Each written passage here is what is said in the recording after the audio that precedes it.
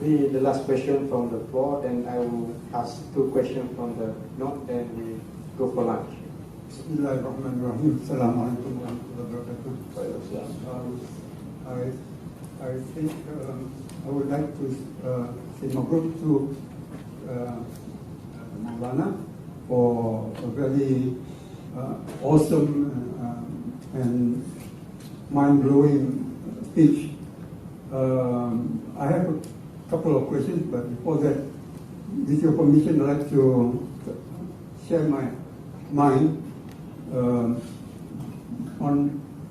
your terminology, the term Islamic eschatology. It seems to me that is a misnomer. I would rather say it's more accurate if you use the term Quranic eschatology. My questions are,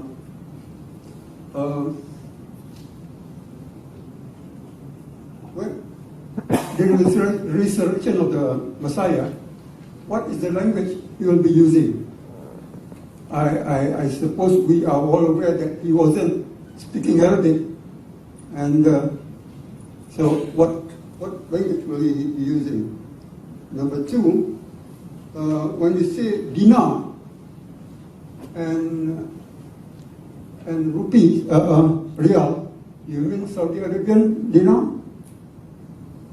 Because it seems to me Saudi Arabia is an ally to the United States.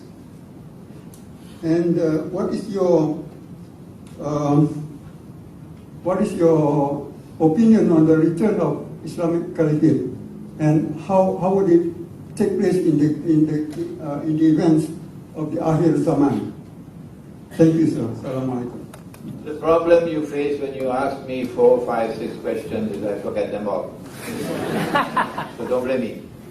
I can't remember now your questions. Sorry about that. So let me repeat. First question is about the language. What would be the language? What language will Nabi Isa alayhi salam use when he returned? Yeah. Is that right? The Quran does not answer that. The Hadith does not answer that. I cannot answer it. And the second question is about the Riyal, is a currency that will be used, because Saudi Arabia now is using Riyal, but I have not mentioned anything in my lecture about Riyadh today. I don't recall ever speaking about Riyadh, no. I spoke about dinar and dirham, and I hope you would understand that dinar in the Quran is not made of paper. so but you are welcome to rectify. I mean, you can stand in and rectify your question. I have not spoken about Riyal, no. I've never spoken about Riyal. No. I should say dinar rather than Dinar, yes. Dinar in the Quran is not made of paper. When Allah speaks of dinar in the Quran, and Allah does speak about dinar in the Quran, and He does speak about dirham in the Quran. Okay? Dinar in the Quran is a gold coin, dirham in the Quran is a silver coin. What was your last question, sir? Oh, you don't remember it now. I could only jot down 2 questions, but the last one is too quick. Please enlighten us on the Islamic Caliphate, the return of. Yeah, my opinion is that the Khilafah cannot be restored so long as we live in the Gog and Magog world order. But what is Gog and Magog? Nobody knows the subject because nobody teaches the subject. I would suggest that you first read my book, An Islamic View of Gog and Magog in the Modern World. Unfortunately, we don't have a Malay translation as yet. If somebody wants to volunteer to translate it, I'll be very happy. We have Jerusalem in the Quran in Malay, Bahasa, okay? But we don't have Gog and Magog as yet in Bahasa, so you'll have to read it in English. This is the Gog and Magog world order.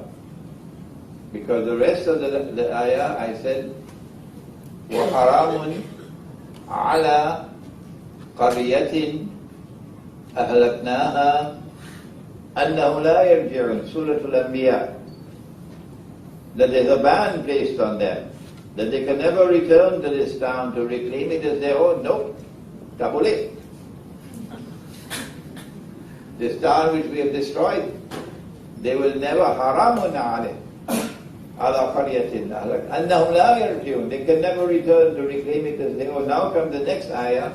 Hatta until إذا فتحت يأجوج ومأجوج, when Gog and Magog are released, وهم من كل حدب ينسلون, and they spread out in all directions, and with their invincible power they take control of power in the world, then you see these people being brought back to the town. Which town?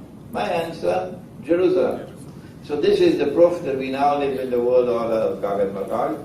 And so long as we're in the world order of Gog and Magog, the only kind of caliphate that can be established is one that is manufactured by the Zionists.